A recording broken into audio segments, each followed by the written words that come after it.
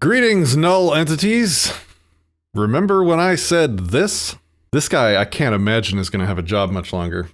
Well, it happened. Let's get into it. Hey, what's up, guys? So I just kind of wanted to take a couple minutes, get everybody caught up to speed on what's going on in my life. I've been getting a lot of questions and figured I'd just make a second video and answer some of the things that I've been receiving. I first wanted to say I'm humbled by the response that my video got. It's been viewed millions and millions of times. People all over the country have been calling me, texting me, sending me emails, comments, and the overwhelming majority of it has been positive. I want to thank the viewers that took time out to actually try and contact this guy on behalf of Disenthrall and our channel to try and get him on the show for an interview.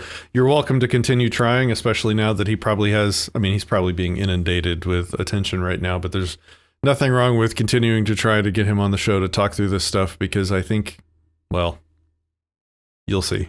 And so I think that's pretty cool because my whole thought process on making that video was trying to bridge the gap between law enforcement and the public. And he made a video trying to bridge the gap between the law enforcement and the public. I've seen both sides with open arms willing to embrace that. And I think that's a step in the right direction. So that's pretty cool. Has he though? I've seen come up over and over in the comments, and I've been an email sent to me is, are you going to get in trouble? What happened to you? Or is there any discipline or any discipline taking place? And so I figured I'd take a chance and give you a little synopsis of the last 3 days of my life after posting that video. So I posted the video on Tuesday, was it May 5th?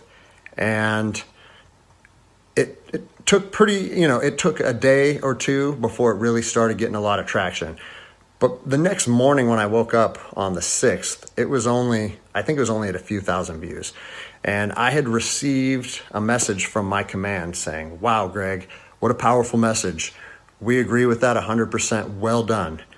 And that was actually a relief for me because I was like, great. I know that it's risky putting something out like that, but I felt like it was so grounded in integrity and liberty that no one would have an issue with it. So that was a relief. And then fast forward 3 hours later, I get another phone call from my command and it said, hey Greg, the video's up to 400,000 views. It's time to pull the plug on this thing.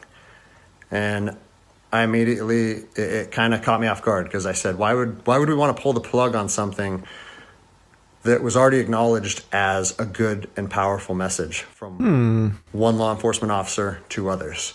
And I said, yeah, that doesn't really make sense to me. I think maybe we should embrace this message and we should share this with other officers.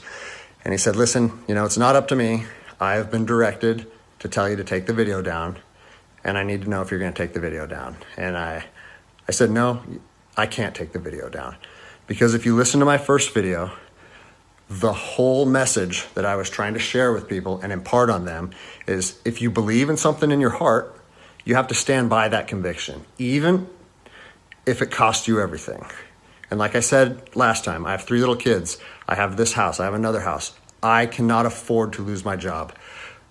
But after putting that message out there and sharing that with America, and it was so well received, I can't then just say, even though that's what I believe, I'm going to take a step back. I'm going to retract my words, and I'm going to allow my command to prevent me from sharing my heart and my truth. And I said, so with that in mind, sir, I can't take the video down. And so I want to point out that his command, even after having admitted that it was a very good and powerful and helpful video, refused to put their actions behind their beliefs and sided with their command. He has infinitely more balls and testicular fortitude than his command, than most police officers. And, I didn't know where this was going to go. And I immediately started thinking about what are they going to try and gig me on? What did I do wrong? What policy did I violate? And I got called back a couple hours later. And by this time, it was skyrocketing. Everyone in the agency was seeing it. Cops from when I was an officer down in Los Angeles, they were contacting me. I got a call and it said, listen, the video needs to be taken down right now and you need to accept a letter of reprimand. Or we're going to take a very different approach to this if you say no again. Well, I'd already put myself on that hill and I had to be willing to die on that hill.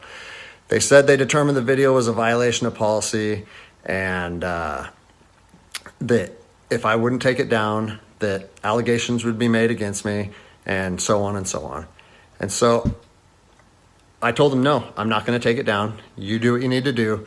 But the principle of it is rooted in truth. And it was a positive message that was received by millions and millions of people. If you want me to take it down, I have to respectfully refuse.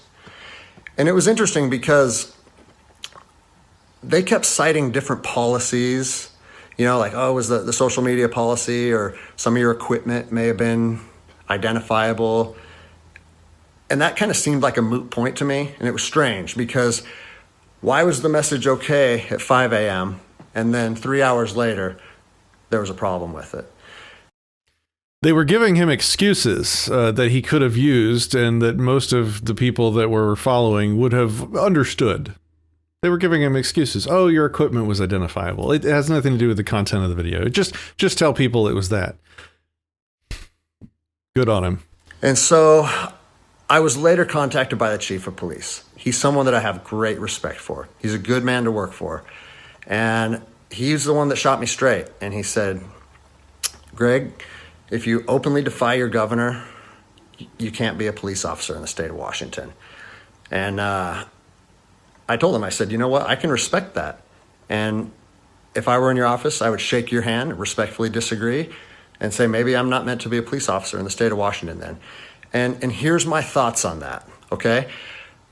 You have to do your research. You have to figure out what your true north is, what your truth is, and where you stand on issues. For me personally, I believe that the Constitution supersedes all other documents, all other laws. There's case law supporting that. The moral of this story is that good cops don't exist. They can't exist. They're not allowed to exist. Anytime you see a cop committing a crime in one of the thousands, millions of videos, and you see the other cops standing around them doing nothing, not stopping them, not arresting the bad cops, the criminal cops, you have not a group of one bad apple and a bunch of just, random police standing around watching. You have a big basket of bad apples and no good apples doing anything about it. And the moment you get a good apple, not even a good apple, just an apple starting to wake up, just even a little bit, just trying to take the reins of his own moral conscience away from his his chain of command, his commanders, his mayor, governor, whatever. Even a little bit of awake, even a little bit of a non-bad apple, he's immediately, within hours, thrown out. You cannot exist as a police officer and be a good apple. That's what we're learning. If you look at Marbury versus Madison, 1803, it says any future laws created that are repugnant, meaning in conflict with the Constitution, are null and void. So when I look at how I feel comfortable enforcing the law, and I see people exercising constitutional rights, it doesn't matter if there's different executive orders, requests from mayors, requests from governors. To me, the Constitution supersedes that, and I'm going to stand with the people.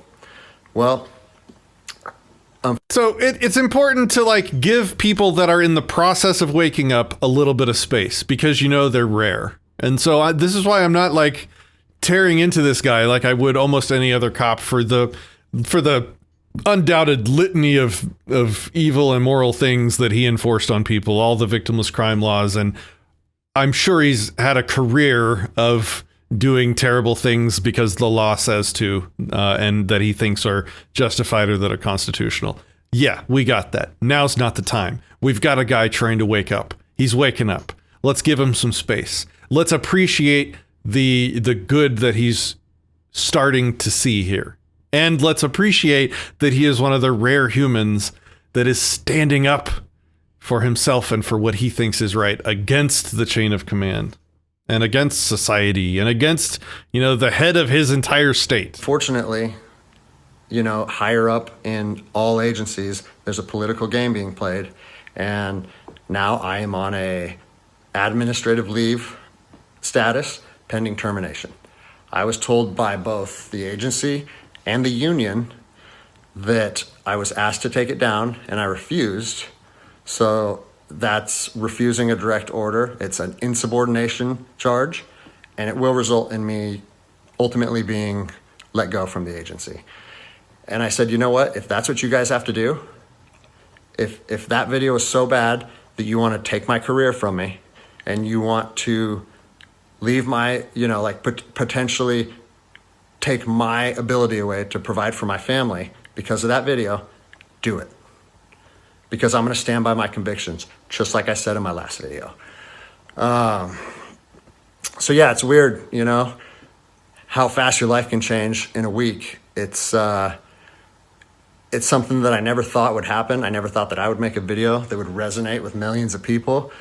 But, my head is held high. I'm not intimidated or upset by how this played out.